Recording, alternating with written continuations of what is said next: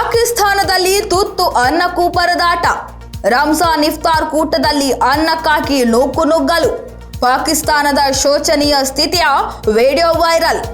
ಆರ್ಥಿಕವಾಗಿ ದಿವಾಳಿಯಾಗಿರುವ ಪಾಕಿಸ್ತಾನದಲ್ಲಿ ಅಗತ್ಯ ವಸ್ತುಗಳ ಬೆಲೆ ಗಗನಕ್ಕೇರಿದೆ.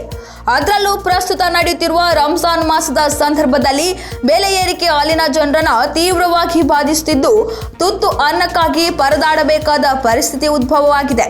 ಪಾಕಿಸ್ತಾನದಲ್ಲಿ ಪರಿಸ್ಥಿತಿ ಎಷ್ಟು ಶೋಚನೀಯವಾಗಿದೆ ಎಂಬುದನ್ನು ಇತ್ತೀಚೆಗೆ ವೈರಲ್ ಆಗಿರುವ ವಿಡಿಯೋ ಒಂದು ಸಾರಿ ಹೇಳ್ತಾ ಇದೆ.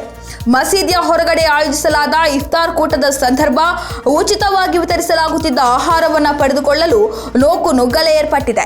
ತಾ ಮುಂದು ಎಂಬಂತೆ ಜನರು ಇಡೀ ಆಹಾರಕ್ಕಾಗಿ ಮುಗಿಬಿದ್ದಿದ್ದಾರೆ. ಈ ಸನ್ನಿವೇಶದ ಬಗ್ಗೆ ಟ್ವೀಟ್ ಮಾಡಿರುವ ಪಾಕಿಸ್ತಾನ ಪತ್ರಕರ್ತ, ಈ ಘಟನೆ ಪಾಕಿಸ್ತಾನದ ಅಭಿವೃದ್ಧಿ ಹೊಂದಿದ ಪ್ರದೇಶದಲ್ಲಿಯೇ ನಡೆದಿದೆ. ಪರಮಾಣು ಸಮರ್ಥ ರಾಷ್ಟ್ರದ ಜನಸಾಮಾನ್ಯರ ಪರಿಸ್ಥಿತಿ ಇದು ಎಂದಿದ್ದಾರೆ.